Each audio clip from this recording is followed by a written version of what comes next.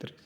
Buenas noches, estimado profesor, doctor Jesús Alexis Mora Angarita. Vamos a compartir el tema referente a las controversias del siglo V y también haremos un apartado para tratar a estos autores de la literatura cristiana, Gregorio Magno, Máximo el Confesor y Juan de Damasco. Por los momentos vamos a quedarnos con las controversias del siglo V. Nos ubicamos del año 401 a el año 499, que comprendería el siglo V. Ya para el siglo V de la era cristiana nos vamos a encontrar que la iglesia pues ha avanzado en algunos elementos importantes como la organización de la iglesia como tal, pero también sobre todo el avance en la literatura cristiana, es decir, los escritores que han pues a través de sus obras y sus escritos logrado pues dejar una riqueza para precisamente todo el tema del depósito de la fe, o sobre todo el tema de la defensa teológica de los diferentes dogmas contra las diferentes herejías que se empezaron a suceder a lo largo de los primeros siglos en la iglesia. Caso arrianismo, caso el mismo tema que vamos a tratar ahorita, de Nestorio, de Eutiques, el caso del apolinarismo, de todas las herejías que se fueron sucediendo,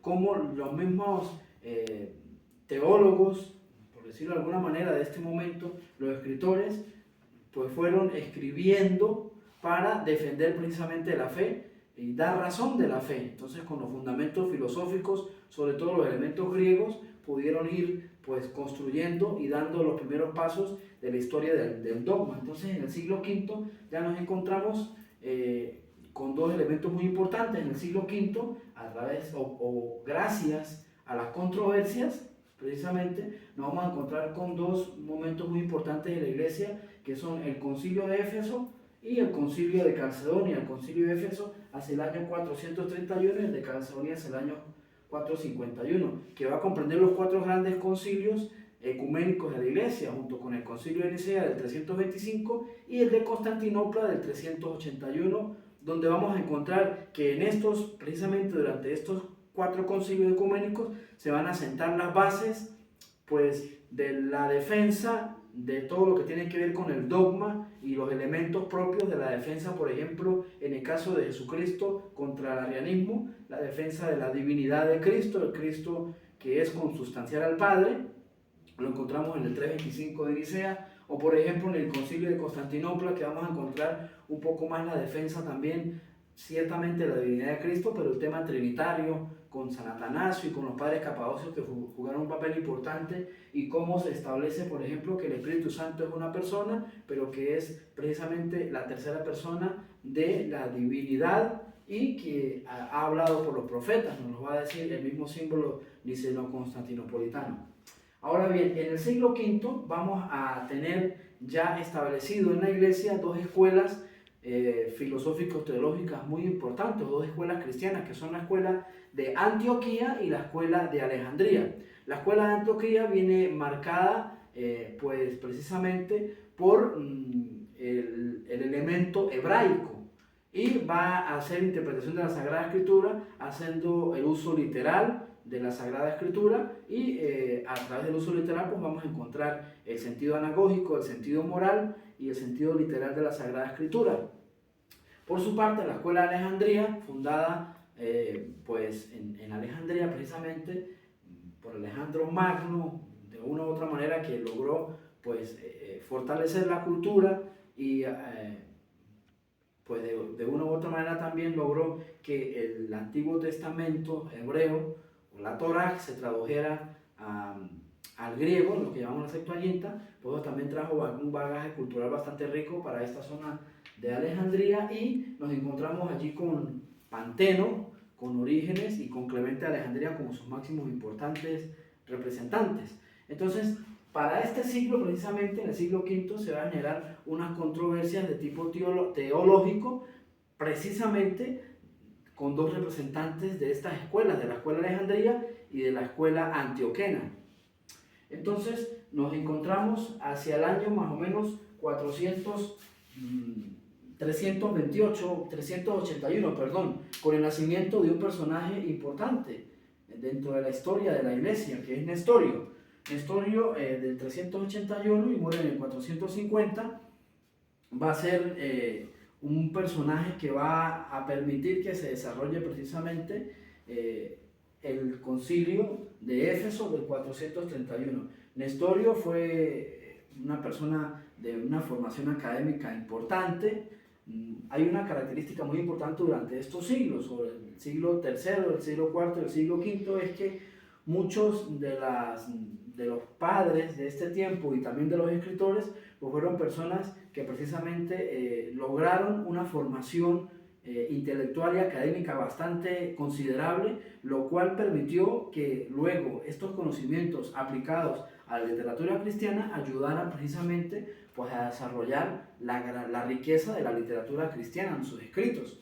Nestorio no escapa de esta realidad, y así como los padres capadocios, todos estos padres y escritores, mejor dicho, que nos vamos a encontrar en este siglo, en este tiempo de la historia de la iglesia, todos estos escritores, así como los padres capadocios, cumplieron alguna función civil, fueron gente de familias normalmente patricias, y luego de una gran formación académica deciden pues dejar sus responsabilidades en la administración civil del imperio y de la corte para dedicarse a una vida monástica, y luego haber sido ordenados sacerdotes, o algunos cumplieron función de episcopos, y luego pues aportaron de su conocimiento y de su formación a la literatura cristiana. Entonces Nestorio, nos encontramos con que fue ordenado sacerdote y luego fue episcopo hacia el año 428, ocupó la sede de Constantinopla. No obstante, Nestorio, pues en defensa, normalmente la mayoría de las personas que incurrieron en herejía no lo hicieron con intención, sino que fue precisamente la necesidad para responder a una controversia de ese momento, pues llegaron a escribir algo para defender, pero precisamente al no contener la verdad de la fe recibida de la tradición apostólica, pues incurrieron en estas situaciones de herejía. Nestorio, que se convierte en, como decían, en el obispo de la sede de Constantinopla, va a ocasionar una controversia teológica, porque ya para ese momento se manejaba a la Santísima Virgen María como Madre de Dios, es decir, como la Theotokos. Esto generó en Nestorio una especie como de choque teológico, porque no en orden a la Santísima Virgen, sino sobre todo en el orden a la cristología, porque entonces Nestorio va a decir que en Cristo pues ciertamente están estas dos naturalezas, pero había que buscar la manera de cómo estas dos naturalezas se habían unido, ¿no? en el tema de la encarnación.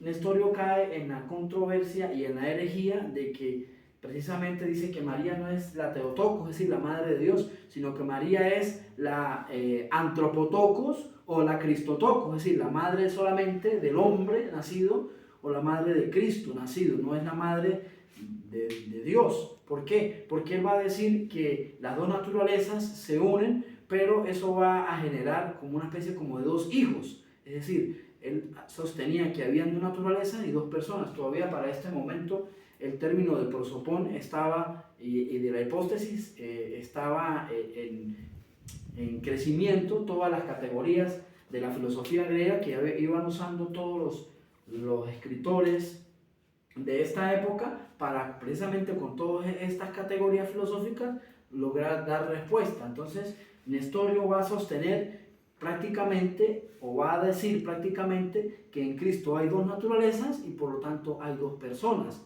Una cosa es el Hijo de Dios, la divinidad, y otra cosa es Jesús, el hombre, el histórico. Entonces, al unirse en María, María solamente es la madre del hombre, no es la madre de Dios, porque para él no podía haber pues esta unión.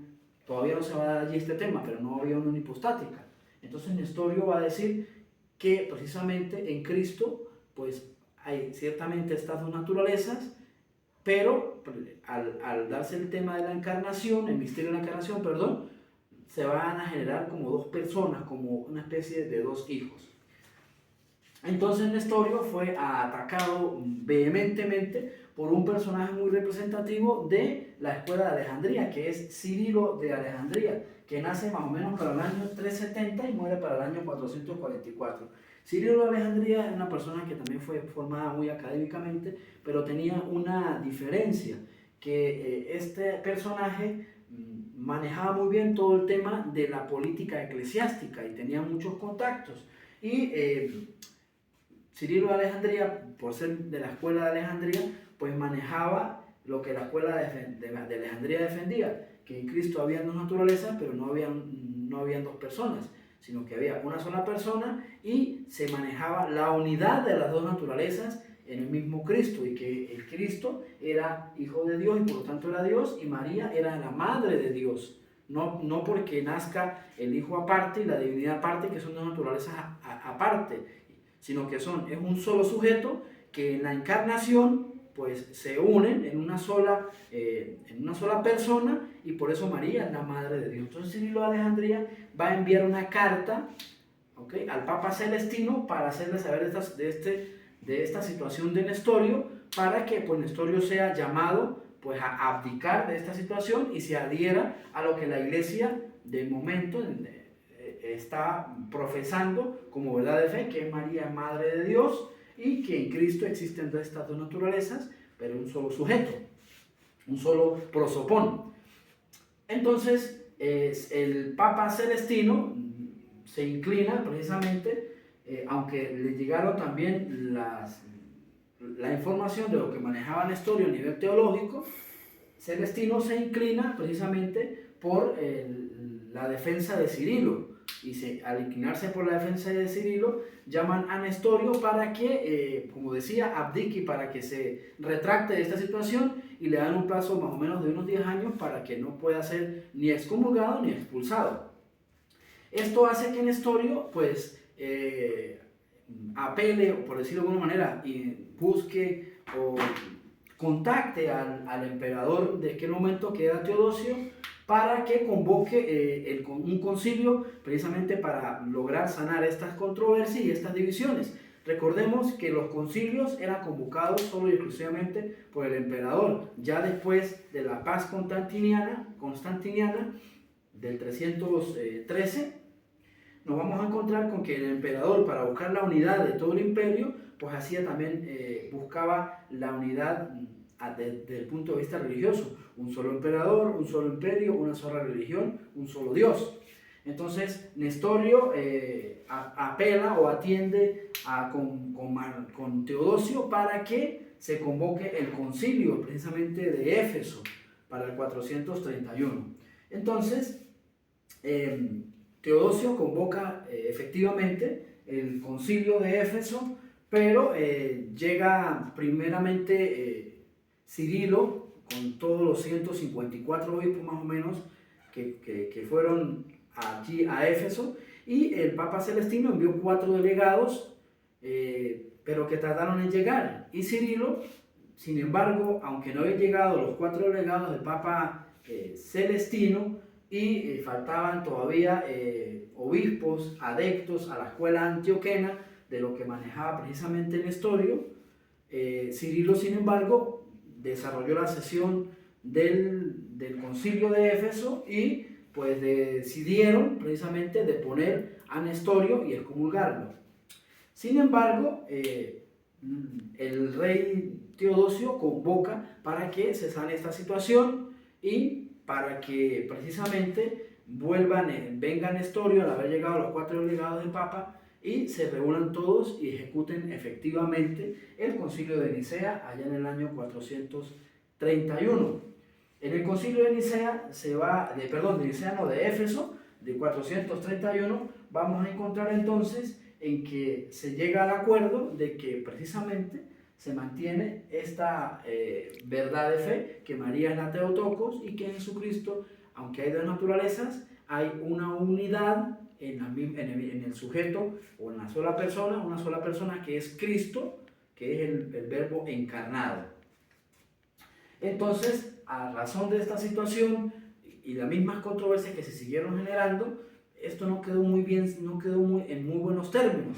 El emperador Teodosio de hecho manda a apresar a todos, sobre todo a Cirilo y a Nestorio, y a los obispos que estaban en el concilio, los mantiene allí en Éfeso sin que puedan salir.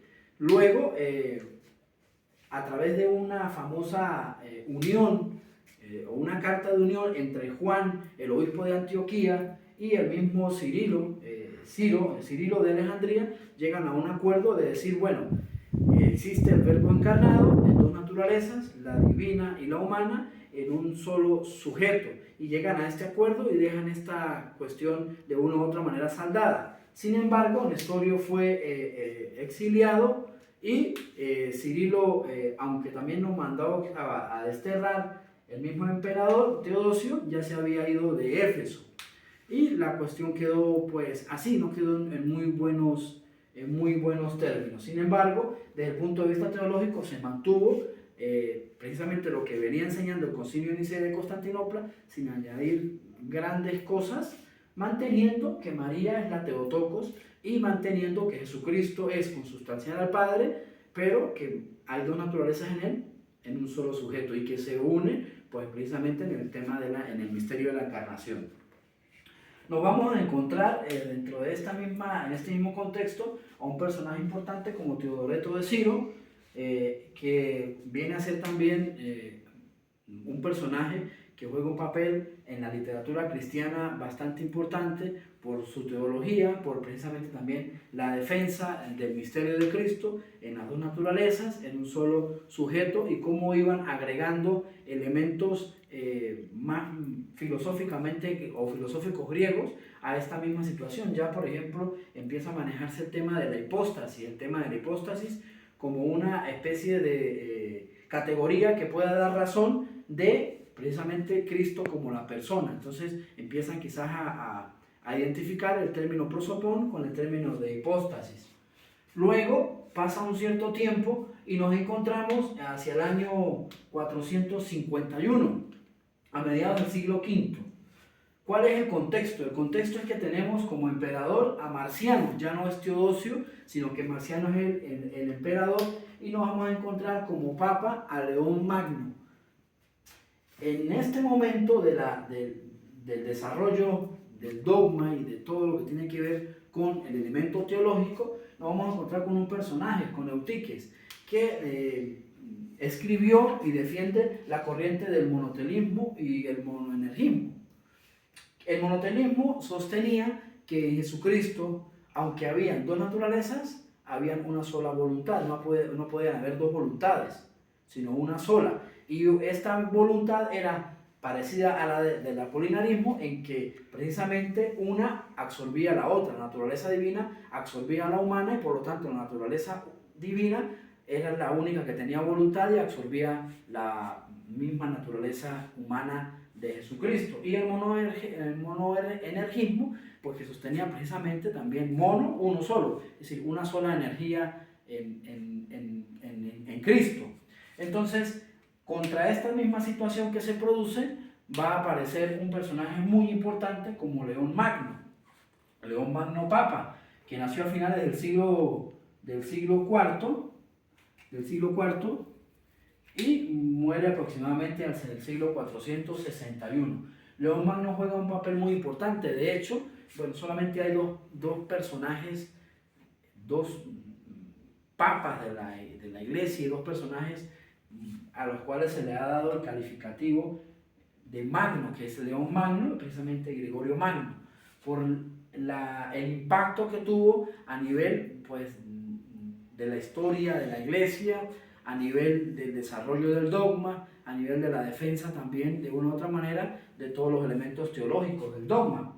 León Magno, entonces, va a desarrollar la defensa precisamente contra el monotelismo, y va a convocar, o va a apelar, o va a pedirle al emperador Marciano para que se convoque el concilio y se pueda saldar pues esta situación. Recordemos que en este tiempo de la historia, el impacto de precisamente las verdades de la fe, o sobre todo el impacto de las controversias a nivel teológico, dividía el imperio. Y lo que menos querían los emperadores para ese momento era tener el imperio dividido. Por eso se convocaban pues, los concilios. Y Marciano convoca el concilio de Calcedonia, que en un primer momento fue convocado hacia Nicea, pero el contexto histórico de este momento era que los lombardos,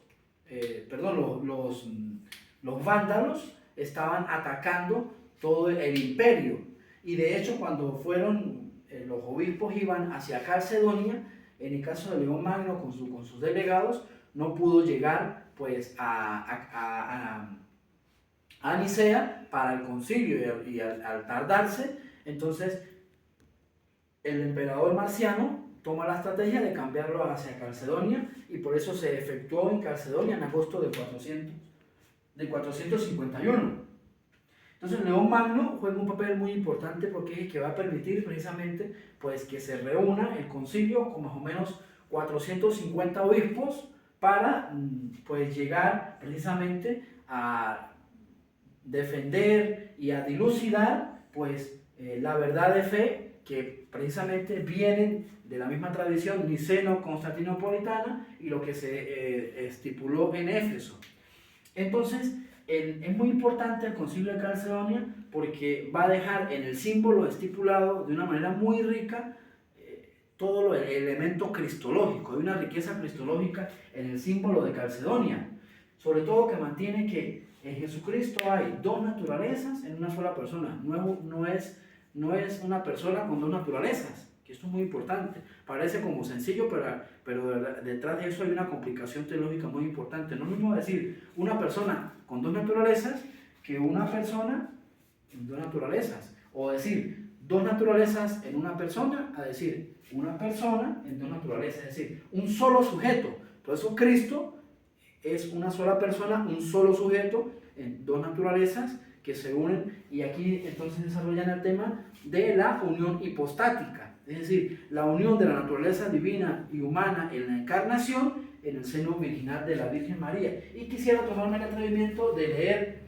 textualmente lo que nos enseña el símbolo de Calcedonia. A mí me impactó por la riqueza cristológica que hay aquí, en defensa precisamente del monoteísmo, pero también las otras herejías que habían sido precisamente contra las cuales se había pronunciado a través de los otros tres concilios ecuménicos. Entonces, quisiera leer textualmente. Siguiendo pues a los santos padres, enseñamos unánimemente que hay que confesar a un solo y mismo Hijo y Señor nuestro Jesucristo, uno solo. Entonces aquí nos está dando la entrada de que es un prosopón, una sola persona, un solo sujeto, el único, el Hijo de Dios, desde el Eterno. Perfecto en la divinidad y perfecto en la humanidad, es decir, no es que una naturaleza es más importante que la otra, ni una naturaleza, como decía por ejemplo Apolinar, absorbe la otra. No es que la naturaleza divina absorbe la humana, o la naturaleza divina le da la racionalidad a la humana, o por ejemplo como en el monoteísmo, que hay una sola voluntad. No, naturaleza perfectamente divina, naturaleza perfectamente humana, que es verdaderamente Dios y verdaderamente hombre. De este concilio de Calcedonia es donde nosotros que profesamos que Jesucristo es verdadero Dios y verdadero hombre, es decir, la plenitud de la naturaleza divina en Cristo y la plenitud de la naturaleza humana en Cristo. Por eso es verdadero Dios y verdadero hombre, compuesto de alma racional y cuerpo, que se mantiene la misma dualidad de la naturaleza. Cuerpo racional, la divinidad, y el cuerpo físico, de alma racional y cuerpo físico. No es que la naturaleza divina me va a absorber la naturaleza humana, ni la voluntad humana, ni la racionalidad. Consustancial con el Padre según la divinidad. Ya aquí hace referencia a lo que había enseñado el concilio de Nicea. Y consustancial con nosotros según la humanidad. Se manejan las dos, es decir, están en una misma escala. No es más la naturaleza humana, aunque es la divinidad, no es más, sino que se unen en una misma, no hay un cambio, no es que una absorbe a la otra. Aquí mismo de hecho dice, en todo semejante a nosotros, excepto en el pecado, en cuanto a la naturaleza humana. Engendrado del Padre antes de los siglos, según la divinidad. Le estamos dando la connotación de que Cristo es el Logos eterno, el Verbo eterno del Padre, que ha existido de todos los siglos. Y en los últimos días por nosotros y por nuestra salvación, engendrado de María Virgen, la Madre de Dios, según la humanidad, la Theotokos. Es decir, mantiene lo que también enseñó el concilio de Éfeso. que se da a conocer, que se ha de reconocer a un solo y mismo Cristo, Señor, Hijo unigénito, en dos naturalezas. Un solo Señor en dos naturalezas. Un solo Señor, Cristo, Hijo unigénito, en dos naturalezas. Sin confusión, ¿ve? No hay confusión de naturaleza, no es que una absorbe la otra. Sin cambio, no es que cambian. Sin división, no es que se dividen, sino que están unidas hipostáticamente, sin separación, están unidas en un solo sujeto, en una sola persona. La diferencia de naturaleza de ningún modo queda suprimida por su unión. ¿Ve? No es que en la unión hipostática la naturaleza queda suprimida, la humana a la divina o la divina a la humana, como el monofisismo, por ejemplo, ¿no? Y confluyen en una sola persona y en una sola hipóstasis. ¿Ven? Ya empezamos a usar la categoría hipóstasis de manera que quedó asentada en el símbolo. Una hipóstasis, dos personas, dos naturalezas. Una hipóstasis, dos naturalezas. Un solo sujeto, una sola persona, Cristo el unigénito, en dos naturalezas, la divina y la humana. Dios, Verbo, Señor Jesucristo, como de antiguo acerca de Él, nos enseñaron los profetas y el mismo Jesucristo, y nos ha transmitido el símbolo de los padres. Es decir, hace referencia precisamente al criterio de historicidad y al criterio de antigüedad enseñado por la tradición apostólica, los padres apostólicos y los padres pues apologetas, ¿no? Entonces nos encontramos que precisamente en el Concilio de Calcedonia nos encontramos con estas verdades, sobre todo el elemento cristológico bien asentado. Jesucristo, una hipóstasis, dos naturalezas. Para el caso cristológico, en el caso trinitario, no vamos a encontrar otra cosa. Una naturaleza divina, tres hipóstasis. Una naturaleza, tres personas. El Padre, el Hijo y el Espíritu Santo, que cohabitan en la íntima comunión del amor a través de la pericóresis. Entonces ahora pasamos a tres autores muy importantes que ya se van a aparecer desde el siglo VI al siglo VIII en la misma riqueza de la literatura cristiana, que son Gregorio Magno, Máximo el Confesor y Juan de Damasco. Gregorio Magno nace hacia el año 540 y muere hacia el año 604 y va a ocupar un puesto muy importante, es papa, de hecho también viene de una familia patricia y tiene al papa Félix y el papa Pelagio como familia de él. Fueron sucesores, pero también fueron familia. No me especifica la historia qué descendencia fue, pero lo cierto es que era familia precisamente de Félix y de Pelagio papas. Gregorio Magno marca un precedente muy grande e importante dentro pues, de su pontificado.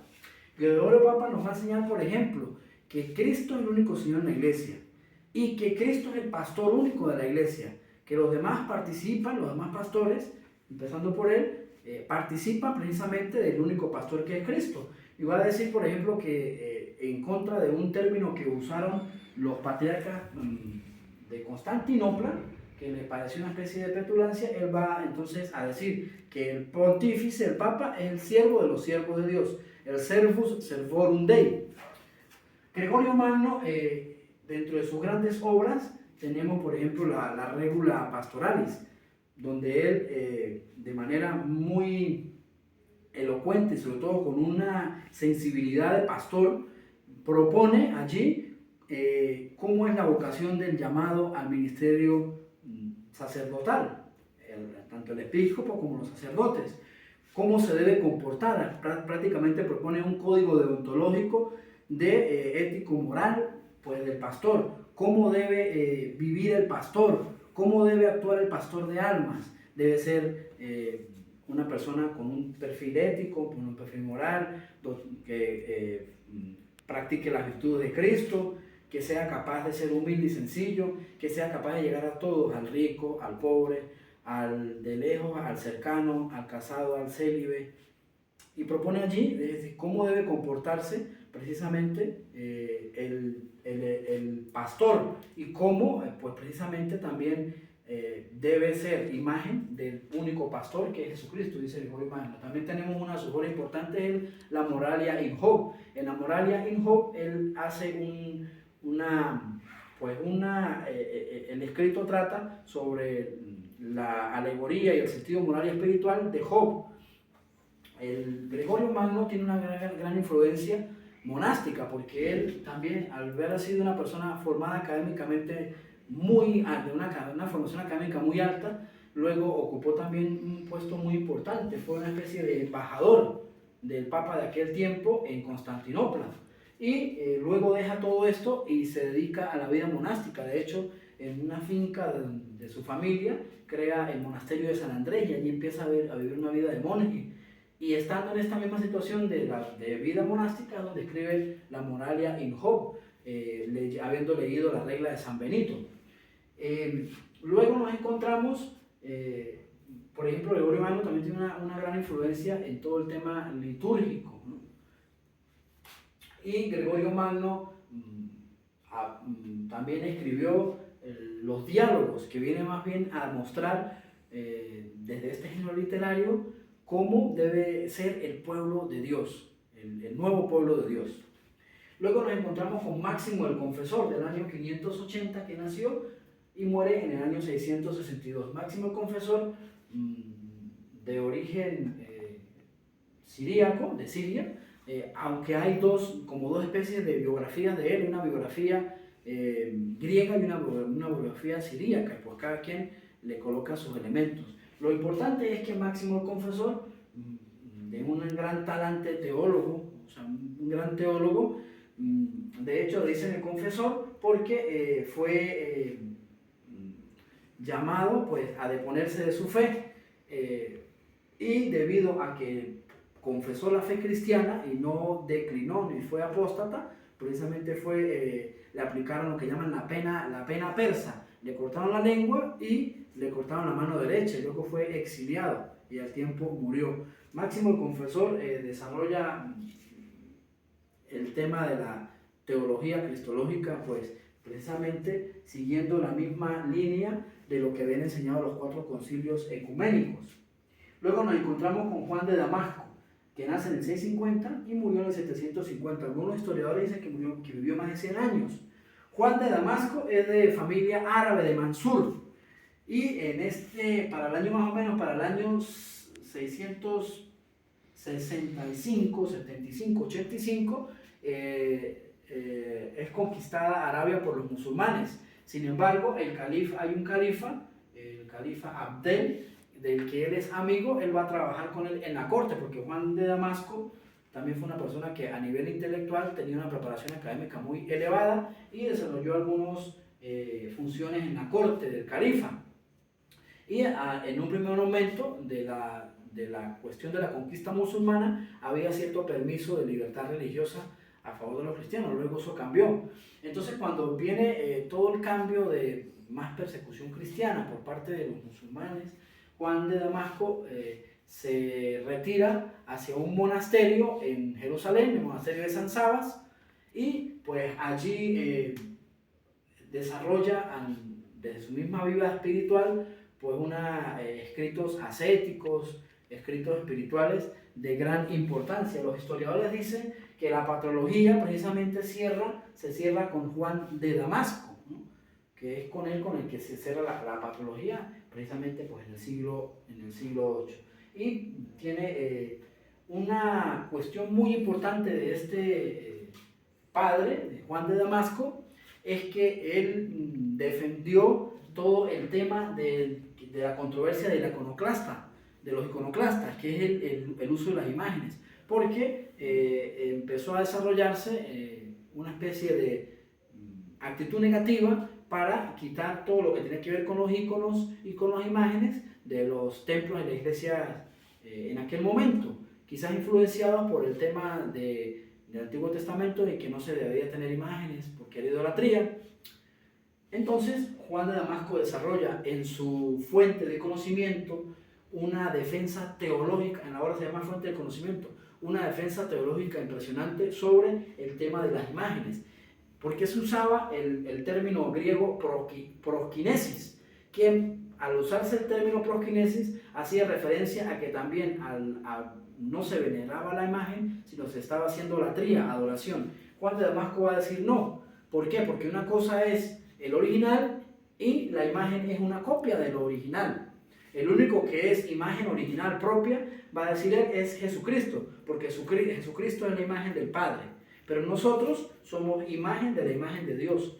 Entonces él va a decir que las imágenes se pueden mantener porque las imágenes no se adoran, porque las imágenes no son una manifestación de la realidad, sino que son una copia en cuanto tal, es decir, no es divinidad y por lo tanto no se adora, sino que se venera, porque hace una referencia hacia una dimensión espiritual, la de los santos y la de los milagros. Entonces Juan de Damasco es un hombre muy importante con lo que tiene que ver con la teología en la defensa de las imágenes. Y pues de esta manera pues cerramos este tema de las controversias del siglo V y de estos tres personajes tan importantes como Gregorio Magno, Máximo el Confesor y Juan de Damasco. Muchísimas gracias al Padre por su atención, su tiempo y por la enseñanza. Dios le guarde siempre, feliz noche y que esté muy bien.